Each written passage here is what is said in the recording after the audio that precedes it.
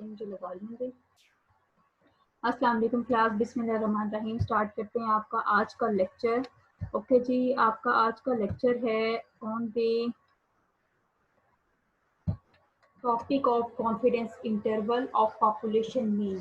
अच्छा, confidence interval हम निकालने क्यों जाते हैं ये भी सुन लें। कॉन्फिडेंस इंटरवल निकालने की हमें ज़रूरत तब पड़ती है जब आप लोगों ने आपके पास जो सैम्पल डाटा गिवन होता है और आपके पॉपुलेशन पैरामीटर की वैल्यूज अननोन होती हैं, तो वहाँ पे आपको दो तरह की एस्टिमेशन करनी होती है, एक पॉइंट एस्टिमेशन, एक इंटरवल एस्टिमेशन। पॉइंट एस्टिमेशन में जब आप लोग अपने सैम्पल डाटा को यूज करते हो और वैल्यूज कंप्यूट करते हो फॉर द पैरामीटर्स, तो वो आपके पास पॉइंट एस्टिमेशन होता है। लेकिन पॉइंट एस्टिमेशन और इंटरवल एस्टिमेशन में डिफरेंस क्या होता है? पॉइंट एस्टिमेशन में आप लोग एक सिंगल वैल्यू कंप्यूट करते हो just for the population parameter, यानी अगर आप पॉपुलेशन मीन के लिए निकालने जा रहे हो पॉइंट एस्टिमेशन, तो आप लोग एक्स बार की एक वैल्यू निकालोगे सैंपल डाटा को यूज करते हुए। तो इसी तरह से जब आप आते हैं कॉन्फिडेंस इंटरवल पे, तो कॉन्फिडेंस इंटरवल या इंटरवल एस्टिमेशन की जरूरत क्यों पड़ती है? समटाइम्स आपकी जो पॉइंट एस्टिमेटर होता है या सिंगल वैल्यू होती है, वो that is not the representative of the population mean या पॉपुलेशन पैरामीटर्स, यानी वो सिंगल वैल्यू आपके पॉपुलेशन पैरामीटर को डिस्क्राइब नहीं कर पाती है, क्योंकि सैंपल एक तरह का नहीं होता हमारे पास। हम लोग एक पॉपुलेशन से डिफरेंट तरह के सैंपल्स देते हैं, यानी एक पॉपुलेशन है और उसमें से आप लोगों ने 100 सैंपल्स को ड्रॉ किया है, तो 100 सैंपल्स में से पॉसिबिलिटी होती है कि 95 के आंसर जो हैं, ये 95 के जो एक्स बार हैं वो पॉपुलेशन मीन के करीब करीब हो। 5% ऐसे चांसेस भी हो सकते हैं कि आपकी एक्स बार की वैल्यू उसको मैच ही ना करे। सो कुछ सैंपल ऐसे भी होते हैं जिसमें आपकी कंप्लीटली जो वैल्यू होती है वो आपके पॉपुलेशन पैरामीटर्स को जो है ऑथेंटिक नहीं होती है या उसको मैच नहीं कर पाती है। वहां पे आप लोग कॉन्फिडेंस इंटरवल निकालने जाते हो या रेंज ऑफ वैल्यूज निकालते हो, क्योंकि पॉइंट एस्टिमेशन में आप एक सिंगल वैल्यू कंप्यूट करते हो, जबकि इंटरवल एस्टिमेशन में आप लोग रेंज ऑफ वैल्यूज निकालते हो और कह देते हो कि आपका पॉपुलेशन पैरामीटर इस वैल्यू से लेकर इस वैल्यू के दरमियान में कहीं भी लाई कर सकता है। सो इसीलिए रेंज ऑफ वैल्यूज या इंटरवल एस्टिमेशन को ज्यादा बेटर कंसीडर किया जाता है as compared to point estimation, क्योंकि पॉइंट एस्टिमेशन में आपका सैंपल सिर्फ एक वैल्यू हमें देता है और उसे हम कहते हैं कि ये पॉपुलेशन पैरामीटर के इक्वल या इसके करीब करीब हो सकती है। लेकिन इंटरवल एस्टिमेशन में रेंज ऑफ वैल्यूज आपका सैंपल हमें देता है, और जब हम लोग रेंज ऑफ वैल्यूज निकालने जाते हैं तो उसको क्लास कहा जाता है कॉन्फिडेंस इंटरवल। ओके, मैं इसको हाईलाइट करती हूँ। ये चीज आप लोगों की कॉन्फिडेंस इंटरवल है बेसिकली, कि कॉन्फिडेंस इंटरवल में आप लोग क्या करते हो, जिसको मैंने अभी हाईलाइट किया है। इसमें आप लोग क्या करते हो कि आप लोगों ने एक इंटरवल निकालना होता है। मैं जरा इंटरवल को हाईलाइट करूँ ताकि आपको पता चले। हम लोगों ने यहाँ पे इंटरवल निकालना होता है, और इंटरवल में बेसिक करते हैं एक रेंज निकालते हैं वैल्यूज की, यानी वो रेंज हमारे पास क्या डिसाइड करती है कि हमारे पॉपुलेशन पैरामीटर जिसकी वैल्यू हमें पता नहीं है या जिसके लिए हम लोग सैंपल डाटा को यूज करने जा रहे हैं, तो हम उस रेंज, हम लोग कह सकते हैं कि हमारा वो पॉपुलेशन पैरामीटर जो है इस रेंज ऑफ वैल्यूज में लाई करता है। सो उसको कहा जाता है इंटरवल। और इंटरवल निकालने का तरीका क्या होता है, उसको हम निकालते हैं by the method of confidence interval. Confidence interval basically क्या होता है? कॉन्फिडेंस इंटरवल में आप लोग क्या करते हो, ये मैंने कॉन्फिडेंशियल इंटरवल लिखा हुआ है, तो कॉन्फिडेंस इंटरवल इसको बोलते हैं। कॉन्फिडेंस इंटरवल में बेसिकली आप लोग क्या करते हो कि आप लोग जो इंटरवल निकालते हो उसमें आप लोग कॉन्फिडेंस लेवल डिसाइड करते हो, यानी आप लोगों का कॉन्फिडेंस लेवल देखा जाता है कि आपका जो इंटरवल है वो कितना, आप लोग कितने परसेंट आप कॉन्फिडेंस हो कि आपकी इस इंटरवल में आपके पॉपुलेशन पैरामीटर की वैल्यू लाई करेगी, हर हाल में करेगी। सो वो कॉन्फिडेंस लेवल जो होता है बेसिकली वो बहुत मेन चीज होती है आपके इस इंटरवल में। तो कॉन्फिडेंस लेवल पे डिसाइड करना, कॉन्फिडेंस लेवल पे आप लोगों ने इंटरवल को कंप्यूट करना, तो ये आपके पास क्या होता है, कॉन्फिडेंस इंटरवल निकालना। तो कॉन्फिडेंस इंटरवल यहाँ पर मैंने जो यहाँ पर टाइप किया आपको नजर आ रहा होगा, यहाँ पे मैंने एक चीज लिखी है कॉन्फिडेंस लेवल। तो कॉन्फिडेंस लेवल क्या होता है, बेसिकली हम लोग कॉन्फिडेंस लेवल को यहाँ पर शो करते हैं 1 माइनस अल्फा के साथ। आपके पास जो कॉन्फिडेंस लेवल होता है या कॉन्फिडेंस इंटरवल में जो आपका कॉन्फिडेंस लेवल चेक किया जाता है उसको हम लोग स्टैट्स की लैंग्वेज में या कॉन्फिडेंस इंटरवल के टॉपिक में 1 माइनस अल्फा से हमेशा शो करेंगे। 1 माइनस अल्फा आपका क्या शो करता है, कॉन्फिडेंस लेवल शो करता है कि इतने परसेंट आप कॉन्फिडेंस हो कि आपके पॉपुलेशन पैरामीटर की वैल्यू इस इंटरवल में लाई करेगी। सो ये चीज फाइंड करना आपके पास क्या है, कॉन्फिडेंस इंटरवल। जो आप लोग इसमें डिफरेंट तरह के कॉन्फिडेंस इंटरवल पढ़ने जाओगे, यानी आप लोग पॉपुलेशन मीन के लिए कॉन्फिडेंस इंटरवल पढ़ने जाओगे, डिफरेंस बिटवीन पॉपुलेशन मीन के लिए कॉन्फिडेंस इंटरवल निकालोगे, पॉपुलेशन प्रोपोर्शन के लिए कॉन्फिडेंस इंटरवल निकालोगे, तो डिफरेंस बिटवीन पॉपुलेशन प्रोपोर्शन के लिए निकालोगे। इसके लिए एक एग्जाम्पल भी आपके गिवन है, ये मुझे मेरे ख्याल में इंट्रोडक्शन देने की जरूरत नहीं है क्योंकि आप लोगों ने इंट्रोडक्शन पहले भी किया हुआ है इसका। तो मैं आपको डायरेक्ट जो है कॉन्फिडेंस इंटरवल की एग्जाम्पल आज करवाती हूँ, जहाँ से हम लोगों ने लास्ट आपका लेक्चर एंड किया था। ओके जी, ये देखें आपकी स्क्रीन पे शो हो रही है एग्जांपल एक, a physical therapist wish to estimate with 99% confidence. अब यहाँ पे एक फिजिकल थेरेपिस्ट है जो कि एस्टिमेट करना चाह रहा है 99% कॉन्फिडेंस, जिसमें आपके पास मीन की वैल्यू दे दी गई है, the mean maximum strength of a particular muscle in a certain group of individuals. यानी वो क्या करना चाह रहा है, कॉन्फिडेंस इंटरवल निकालना चाह रहा है मीन के लिए। यहाँ पे आपकी पहली दो लाइन पे यही बताया गया है कि फिजिकल थेरेपिस्ट जो है वो 99% कॉन्फिडेंस इंटरवल निकालना चाह रहा है पॉपुलेशन मीन के लिए। ठीक है, he is willing to assume that strength scores are approximately normally distributed। यानी वो विलिंग है ये अज्यूम करने के लिए कि जो स्कोर्स का स्ट्रेंथ है वो अप्रोक्सीमेटली नॉर्मली डिस्ट्रीब्यूटेड है विद द वेरिएंस ऑफ 144, जिसका वेरिएंस जो है 144 के इक्वल है। यानी यहाँ पर पॉपुलेशन में आपको वेरिएंस दे दिया गया है। A sample of 15 subjects who participated in the experiment yielded a mean of 84.3। अब उन्होंने सैंपल वैल्यूज बताई हैं, यानी सैंपल दिया है 15 सब्जेक्ट्स का, जिसमें आपके पास जो पार्टिसिपेंट्स हैं वो उनका मीन जो है वो 84.3 के इक्वल है। अच्छा, इस क्वेश्चन को समझें। सबसे पहले कॉन्फिडेंस इंटरवल जब हम निकालने जाते हैं, ये मैंने एग्जांपल आपको इसलिए डिस्क्राइब की ताकि आपको बता सकूं कि कॉन्फिडेंस इंटरवल में हमने करने क्या जाना होता है। तो यहाँ पर सबसे पहले आपका काम होता है, आपने देखना होता है कि आप लोग किसके लिए कॉन्फिडेंस इंटरवल निकालने जा रहे हो, पॉपुलेशन मीन के लिए, पॉपुलेशन वेरिएंस के लिए, पॉपुलेशन प्रोपोर्शन के लिए। तो यहाँ पर आपको एग्जाम्पल में शो कर दिया गया कि आप लोगों ने कॉन्फिडेंस इंटरवल निकालना है मीन स्ट्रेंथ के लिए निकालना है। यानी यहाँ पर आप लोगों ने क्या करना है, पॉपुलेशन मीन के लिए कॉन्फिडेंस इंटरवल को कंप्यूट करना है। ठीक है, ये मीन मैक्सिमम स्ट्रेंथ बता रही है कि यहाँ पर आपने पॉपुलेशन मीन के लिए कॉन्फिडेंस इंटरवल निकालना है। अब कॉन्फिडेंस इंटरवल निकालना है ये कैसे पता, ये भी आपके क्वेश्चन में गिवन है कि जो आपका थेरेपिस्ट है वो 99% कॉन्फिडेंस था कि उसने मीन मैक्सिमम स्ट्रेंथ को फाइंड करना है। अब जो 99% कॉन्फिडेंस का मतलब क्या आ गया कि यहाँ पर आप लोगों ने कॉन्फिडेंस इंटरवल निकालना है। अब कॉन्फिडेंस लेवल आपको क्वेश्चन में दे दिया जाता है, यहाँ पे आपको कॉन्फिडेंस लेवल 99% दे दिया गया है। ओके, नेक्स्ट उसने कहा कि he is willing to assume. अब उसने ये भी अज्यूम किया कि पॉपुलेशन नॉर्मल डिस्ट्रीब्यूटेड है। अब कॉन्फिडेंस इंटरवल में डिफरेंट केसेस होते हैं, case 1, case 2, case 3, case 4। Case 1 क्या होता है आपके पास कि अगर आपके पास पॉपुलेशन या आपके क्वेश्चन में बता दिया जाए कि पॉपुलेशन आपकी नॉर्मली डिस्ट्रीब्यूटेड है और उसका वेरिएंस भी आपको क्वेश्चन में दे दिया जाए, जैसे आपको इस क्वेश्चन में दे दिया गया। ये देखिए मैं इसको हाईलाइट करती हूँ। He is willing to assume, बता दिया गया कि पॉपुलेशन नॉर्मली डिस्ट्रीब्यूटेड है। ठीक है, इस क्वेश्चन में आपको बताया गया। नेक्स्ट आपको एक और चीज गिवन है कि सिग्मा यानी आपके वेरिएंस की वैल्यू नॉन है। ओके, आपके इस एग्जांपल में ये चीज गिवन है और आपको बता दी गई है। कैसे बता दी गई, जो मैंने टाइप की थी यहाँ से आप पढ़ना शुरू करें। he is willing to assume that strength scores are approximately normally distributed। बता दिया गया क्वेश्चन में कि आपके जो स्ट्रेंथ स्कोर्स हैं वो नॉर्मली डिस्ट्रीब्यूटेड हैं, पॉपुलेशन उसकी नॉर्मली डिस्ट्रीब्यूटेड है, वेरिएंस भी उसका नॉन है जो कि 144 है। तो जब आपके पास वेरिएंस की वैल्यू नॉन होती है तो आप लोग अपने कॉन्फिडेंस इंटरवल का केस 1 करते हो, और केस 1 में आप लोग डिसाइड क्या करते हो, क्योंकि आप लोगों का कॉन्फिडेंस इंटरवल का फॉर्मूला क्या होता है, मैं प्रीवियस स्लाइड में आपको दिखाती हूँ। आपके कॉन्फिडेंस इंटरवल का फॉर्मूला होता है X bar plus minus Z1 minus alpha by 2 sigma of x bar. अब इसमें आपके पास जो Z1 माइनस अल्फा बाय 2 है, यानी आपका रिलायबिलिटी फैक्टर, ये हम लोग डिसाइड करते हैं। किस चीज से डिसाइड करते हैं, आपके जो आपकी क्वेश्चन में आपकी इंफॉर्मेशन गिवन होती है। अब यहाँ पे क्वेश्चन में चूंकि आपको इंफॉर्मेशन क्या गिवन है, आप लोगों ने देखा कि आपको बताया गया कि पॉपुलेशन नॉर्मली डिस्ट्रीब्यूटेड है और वेरिएंस भी उसका नॉन है। जब ऐसी इंफॉर्मेशन गिवन होगी जिसमें आपको वेरिएंस भी नॉन होगा और पॉपुलेशन भी नॉर्मली डिस्ट्रीब्यूटेड होगी, तो आपने जी डिस्ट्रीब्यूशन यूज करनी है और reliability factor Z1 minus alpha by 2 he use करना होगा। वन थिंग, आपके क्वेश्चन में ये बता दी। अब इसको सॉल्व करते हैं।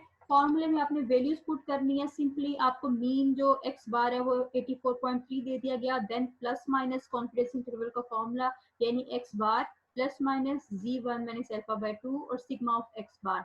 अब एक्स बार 84.3 है तो Z1 माइनस अल्फा बाय 2 आप लोग टेबल से वैल्यू देखते हो। आप लोग याद रखें कि 99% में आपकी टेबल की वैल्यू 2.58 होगी, क्योंकि ये टेबल वैल्यू देखना जो होता है वो टाइम आपका टाइम टेकिंग होता है, तो इससे बेटर होता है कि आप लोग इन वैल्यूज को लर्न ही कर ले। आपकी बुक में ये चार्ट गिवन होगा, मैं दिखा भी देती हूँ। सो आपने ये वैल्यू को लर्न कर लेना कि 99% के लिए आपकी वैल्यू 2.58 है। देन सिग्मा ऑफ एक्स बार निकालना आपका काम है। सिग्मा ऑफ एक्स बार किसके इक्वल होता है? Sigma over under root n के। यहाँ पे आपको वेरिएंस दिया गया है 144, तो इसका सिग्मा कैसे निकालोगे? इसका स्क्वायर रूट लेकर, तो 144 का स्क्वायर रूट लोगे तो वो 12 के इक्वल आएगा। 12 बाय अंडर रूट 15 किया तो आपके पास सिग्मा ऑफ एक्स बार आ गया 3.09 के इक्वल। जो वैल्यूज पुट की और कॉन्फिडेंस इंटरवल फॉर न्यू आ गया आपके पास 84.3 प्लस माइनस 8.0। एक दफा आप लोग मीन की वैल्यू को सब्ट्रैक्ट कर रहे हो, एक दफा ऐड कर रहे हो, तो आपके पास रेंज ऑफ वैल्यूज आ गई जो कि 76.3 से लेके 92.3 तक लाई करती है।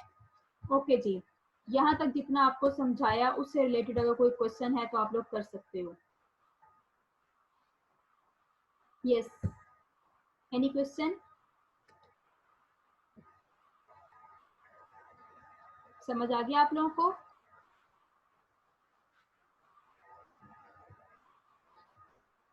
No question class? सबको समझ आ रहा है लेक्चर? मैम ये जो हमने वैल्यूज पुट की है ना, यहाँ पे काइंडली से एक्सप्लेन कर दें एक दफा। जब हमने x bar plus minus z into 1 two alpha over 2 1 minus two alpha sigma. By 2। जी जी ओके, यस मैम। यहाँ पे जो आपकी वैल्यू है ना यहाँ पे Z1 माइनस अल्फा बाय 2, ये बेसिकली आपका नॉर्मल डिस्ट्रीब्यूटेड टेबल से देखी जाती है। तो आप लोगों ने क्या करना है, आपकी बुक में ये चार्ट गिवन होगा, ठीक है? अगर आपके पास 95% कॉन्फिडेंस इंटरवल दिया गया तो उसकी भी वैल्यूज क्या भी गिवन होगी, 99% दिया गया तो उसकी भी वैल्यूज क्या भी गिवन होगी फॉर द Z डिस्ट्रीब्यूशन। तो आपने डायरेक्ट उसके टेबल से वैल्यू देके बस इसमें पुट कर देनी है, ठीक है? क्योंकि यहाँ पर 99% था, आपने टेबल से वैल्यू देखी और 2.58 यहाँ पर लिख दी। सिग्मा ऑफ एक्स बार कैसे निकाला? सिग्मा ऑफ एक्स बार चूंकि सैम्पलिंग डिस्ट्रीब्यूशन की प्रॉपर्टी होती है कि वो sigma over under root n के इक्वल होता है, और सिग्मा की वैल्यू आप लोगों ने आपके क्वेश्चन में गिवन थी, यहाँ पर वेरिएंस 144।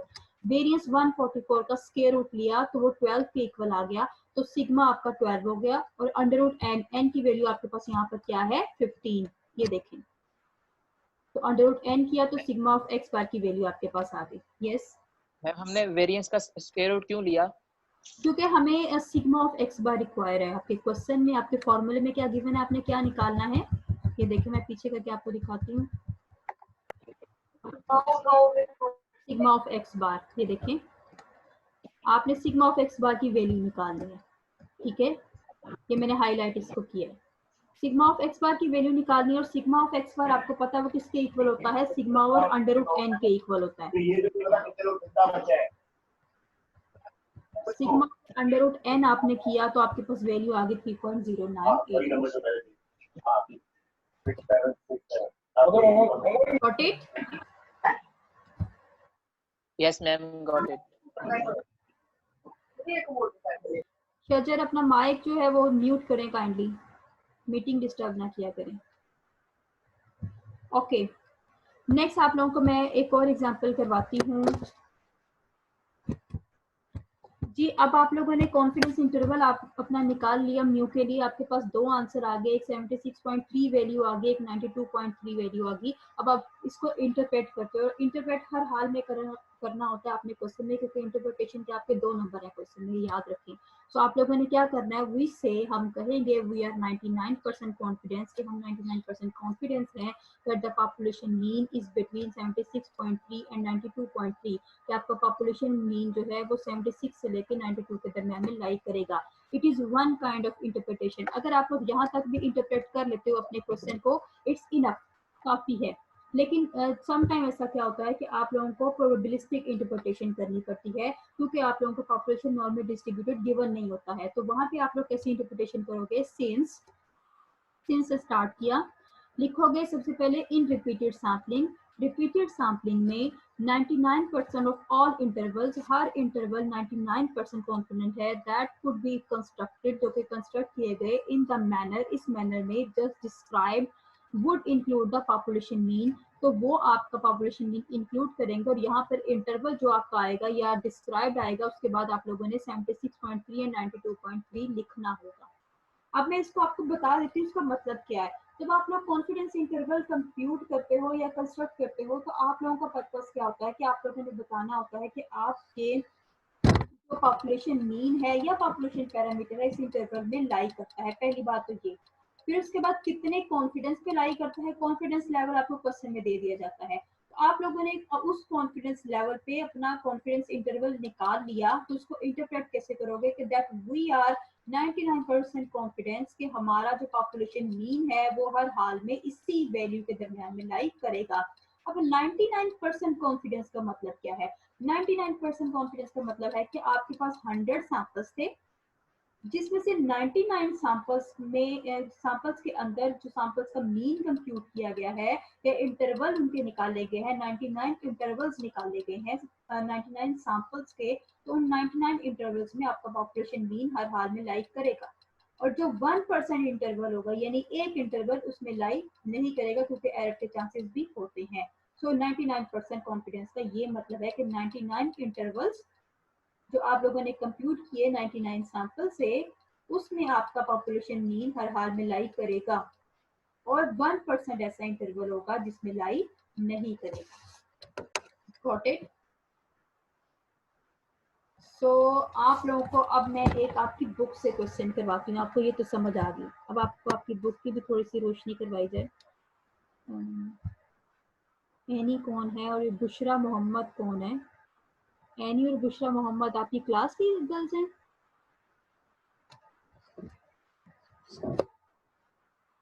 आपकी क्लास के अलावा अगर कोई स्टूडेंट ज्वाइन करे, सीआर आप ऐसा करो इसका स्क्रीनशॉट भी ले लो, जो यहाँ पे पार्टिसिपेंट है उनका पता चल जाए, आज की मीटिंग का स्क्रीनशॉट भी ले लो।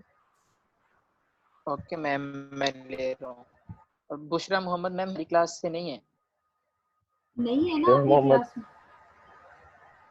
तो फिर इसको मैम हमारी रिमूव किया क्लास जाए। से नहीं है बुशरा मोहम्मद।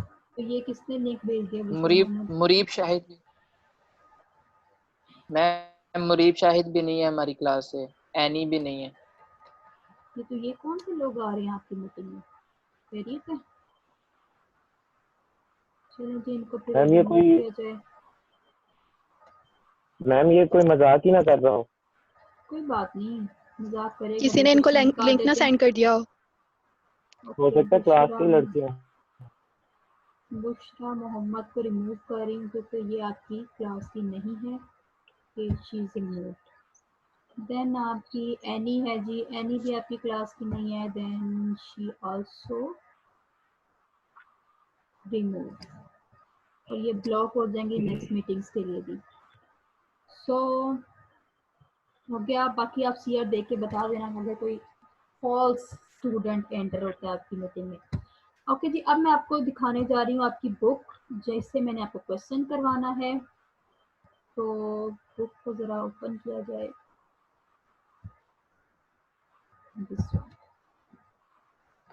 ये आपकी बुक है, आपको स्क्रीन पे शो हो रही है। इससे मैंने आपको क्वेश्चन सॉल्व करवाने हैं। Yes ma'am, sure. इसकी आपको सॉफ्ट कॉपी भी दे दूंगी, तो आप लोग इसी से प्रैक्टिस करते रहना, सबका एक साथ काम हो जाएगा।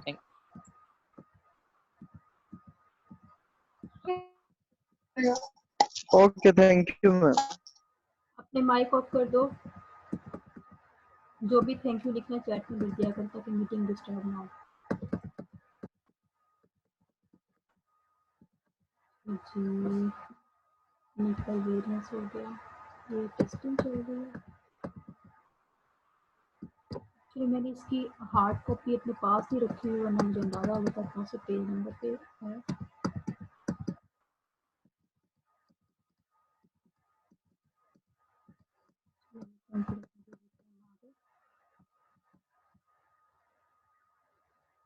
जी दिस वन।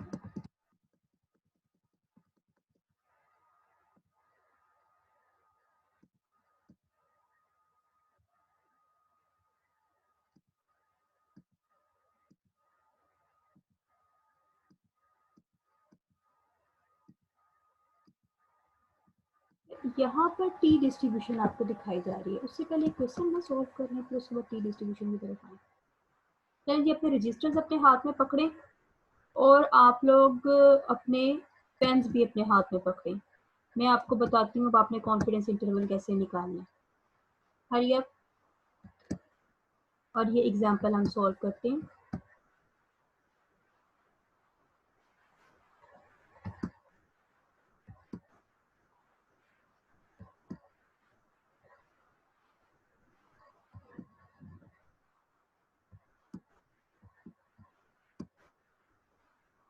दिस वन कि आपकी स्क्रीन पे शो हो रही है एग्जाम्पल 6.2.1, जिसको मैं जरा जूम कर रही हूँ। देखें, suppose a researcher interested in obtaining an estimate of the average level, यानी एक रिसर्चर जो है वो इंटरेस्ट है किसमें, एस्टिमेट निकालने में एवरेज लेवल का यानी मीन का, एवरेज लेवल यानी मीन का, of some enzyme in a certain human population. Take a sample of 10 individuals, जिसमें से 10 लोगों का सैंपल लिया गया। Determine the level of enzyme in each, हर एक के सैंपल में से उसका enzyme level को मेजर किया गया। And compute a sample mean of x bar, और उसमें से सैंपल मीन को निकाला जो कि एक्स बार 22 के इक्वल है। Suppose further it is known, हमें इसकी भी इंफॉर्मेशन है that the variable of interest is approximately normally distributed, यानी हमारी पॉपुलेशन भी नॉर्मली डिस्ट्रीब्यूटेड है विद द वेरिएंस ऑफ 45, जिसका वेरिएंस 45 के इक्वल है। We wish to estimate mu, यानी अब यहाँ पर हम लोग जो है इंटरवल एस्टिमेशन निकालना चाह रहे हैं, कॉन्फिडेंस इंटरवल निकालना चाह रहे हैं म्यू के लिए। अब आपका उसके फार्मूला के गिवन है एन अप्रोक्सीमेट 95% कॉन्फिडेंस लेवल और confidence interval of mu is given by, जिसमें आपके पास 95% कॉन्फिडेंस इंटरवल दे दिया गया है। वो किसके इक्वल होता है, X bar plus minus 2 sigma of x bar के। अब 22 एक्स बार है जो आपके क्वेश्चन में गिवन है, ठीक है। सिग्मा ऑफ एक्स बार आप लोग निकालोगे, कैसे निकालोगे, आपको वेरिएंस की वैल्यू गिवन है sigma square, sigma square over n का स्क्वायर रूट ले लोगे तो आपके पास सिग्मा ऑफ एक्स बार की वैल्यू आ जाएगी। फिर इसको कैलकुलेटर से आपका वैल्यू निकाली तो आपके पास दो वैल्यूज आ गई 17.76 और 26.24। तो ये आपकी एक और एग्जांपल होगी जो आप लोगों ने म्यू का कॉन्फिडेंस इंटरवल निकालने के लिए थी।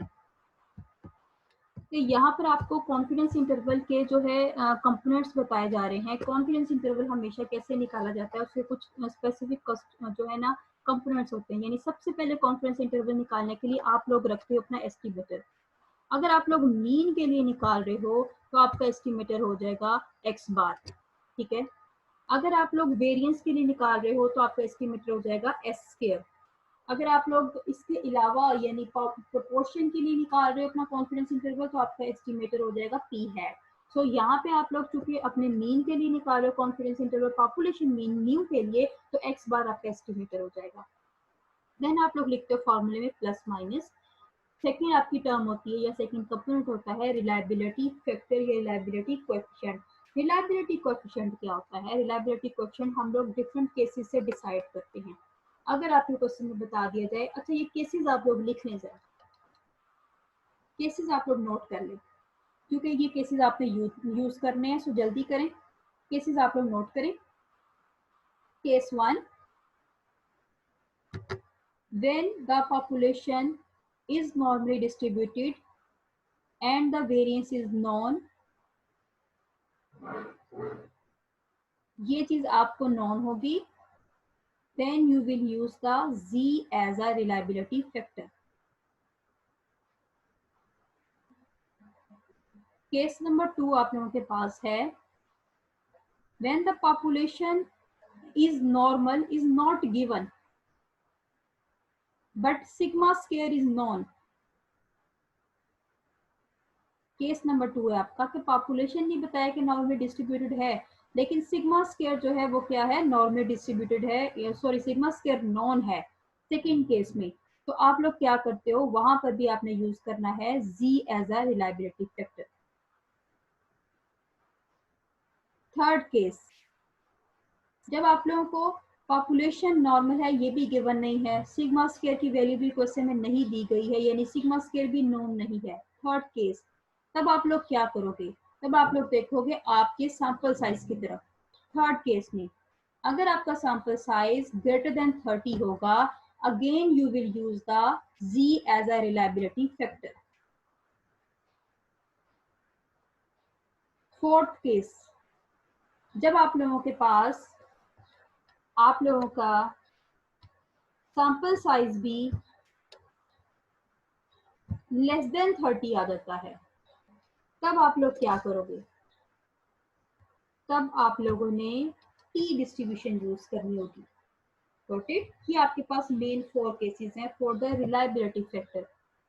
अगर आप लोगों के पास फर्स्ट 3 केसेस हैं तो आपने Z1 minus alpha by 2 use करना है। जब फोर्थ केस है यानी n लेस देन 30 है तो आप लोगों ने टी डिस्ट्रीब्यूशन यूज करनी है।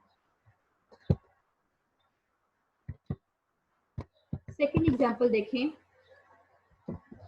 A physical therapist wishes to estimate with 99% confidence the mean maximal strength of a particular muscle in a certain group of individuals. He is willing to assume the strength scores are approximately normally distributed with the variance of 144. A sample of 15 subjects who participated in the experiment yielded a mean of 84.3. अब आप लोगों ने क्या करना है, 99% confidence interval निकालना है mean के लिए, जिसमें आपके पास 15 सब्जेक्ट्स दिए गए हैं और मीन 84.3 है।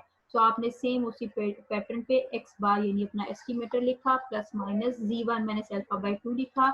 Z1 माइनस अल्फा बाई 2 99% था तो आपकी वैल्यू होगी 2.58, 95% था तो आपकी वैल्यू होगी 2। सो आपने ये याद रखना है। देन लास्ट पे सिग्मा ऑफ एक्स बार निकालना था, तो सिग्मा ऑफ एक्स बार आपने कैसे निकालना, आपको वेरिएंस की वैल्यू दे दी गई थी तो sigma over under root n किया तो आपके पास आ गया 3.09।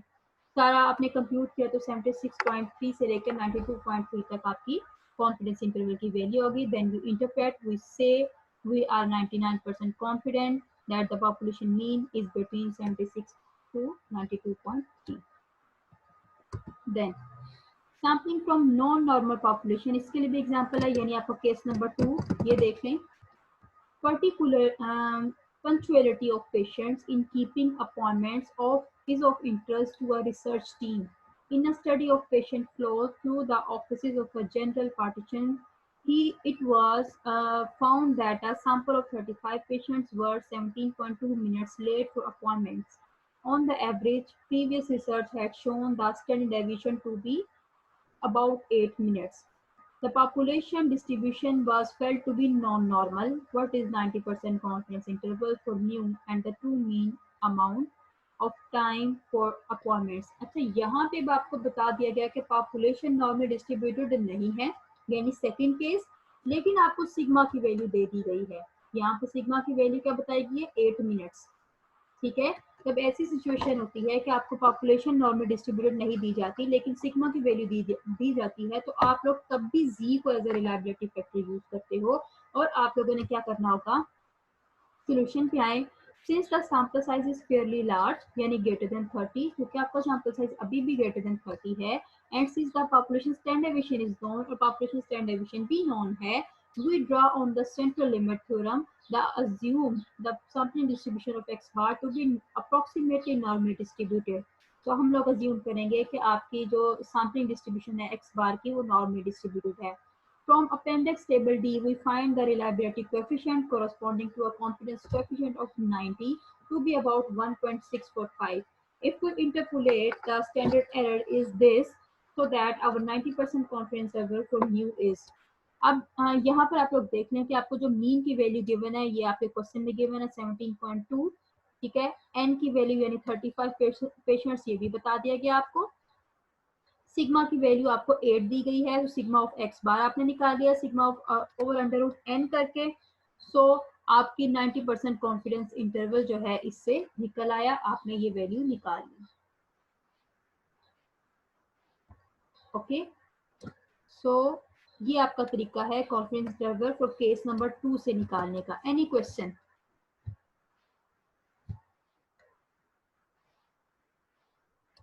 समझ आया आप लोगों को? यस मैम, आ गया। ओके, सो मैंने आपको सेकंड केस से भी आपको एग्जांपल बता दी। इंटरप्रेट आप लोगों ने खुद कर लेना है, कंप्यूटर एनालिसिस अभी आप लोग नहीं कर रहे हो एक्सेल पर।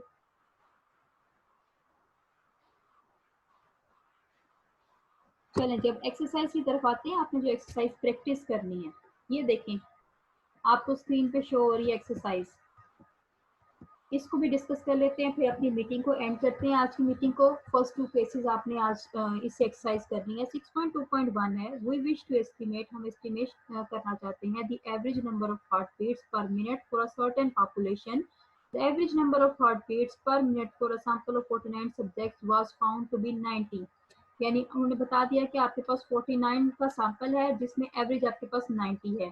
Assume that these 49 patients constitute a random sample. Assume करते हैं कि ये एक random sample है and that the population is normally distributed, और ये भी assume कर लिया कि population normally distributed है। ये क्वेश्चन में बता दिया गया with a standard deviation of 10, standard deviation 10 के साथ। So अब आप लोगों ने यहाँ पर यह कॉन्फिडेंस इंटरवल आपका निकाल लेना है। किसी भी कॉन्फिडेंस लेवल के लिए निकाल सकते हो, जबकि आपकी एक्सरसाइज के स्टार्ट में बता दिया गया कि आपने तीनों कॉन्फिडेंस लेवल के लिए निकालना है।